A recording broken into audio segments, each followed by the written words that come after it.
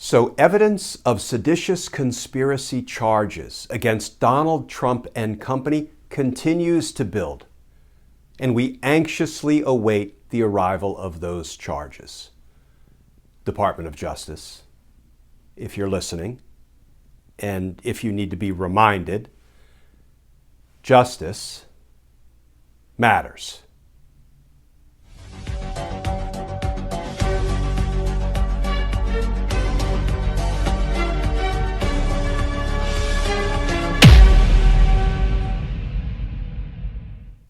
Hey all, Glenn Kirshner here. So we just learned about some new evidence regarding Steve Bannon's role in the attempt to overthrow our democracy.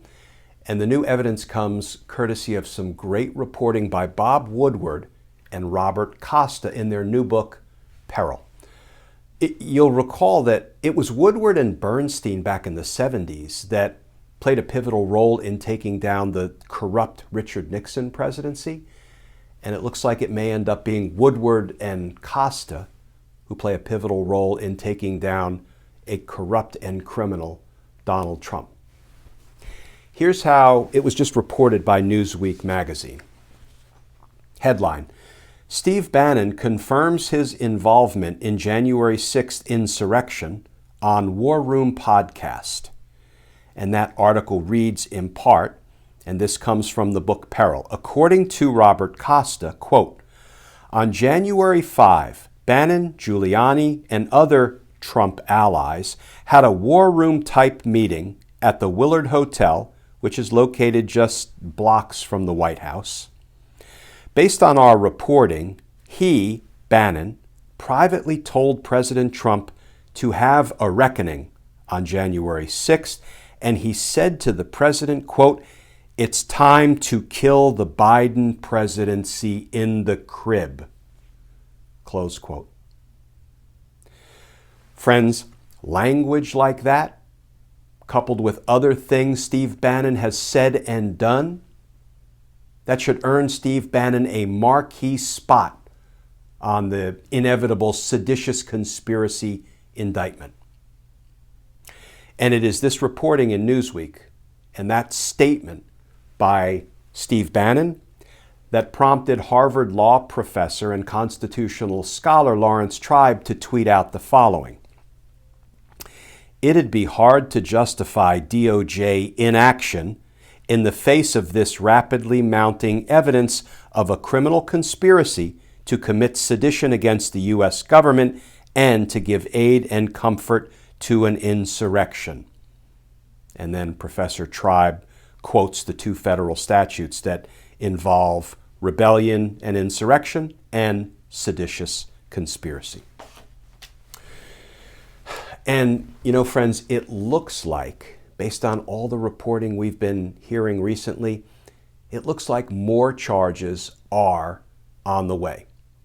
That comes according to something that FBI Director Chris Wray recently said, which was tweeted out, reported by NBC News DC4 reporter Scott MacFarlane. Here's what Scott tweeted out today. FBI Director Chris Wray tells U.S. House Committee to expect more superseding indictments with new charges in January 6 case. Now let's talk about that. Let's unpack that for a minute, because superseding indictment is a term of legal art, and legal art is typically the ugliest kind of art. But let's talk about what a superseding indictment is.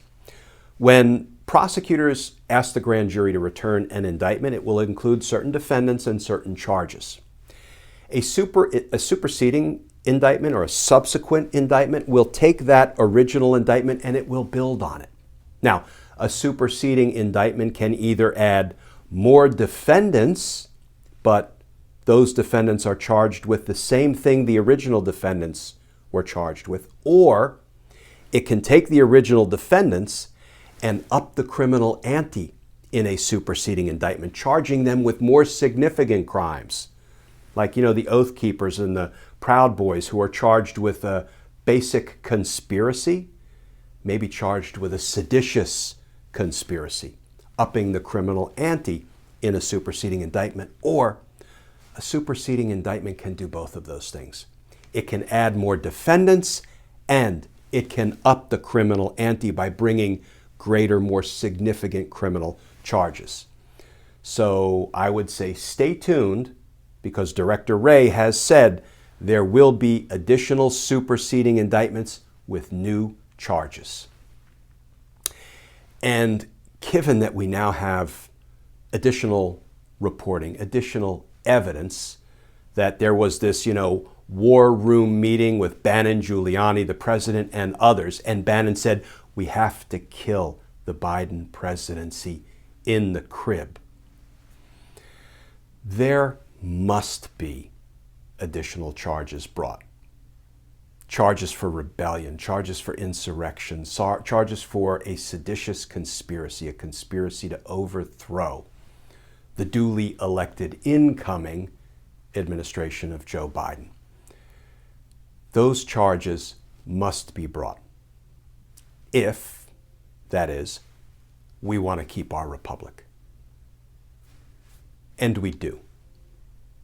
So, Department of Justice tomorrow would sure be a good time to see some indictments returned by the grand jury. It would be a good time for a little bit of justice, because justice matters. And as always, friends, thank you for tuning in to these daily Justice Matters videos. You can also get them in podcast form, audio only. Just go wherever you ordinarily get your podcasts. And as always, friends, please stay safe. Please stay tuned. And I look forward to talking with you all again tomorrow.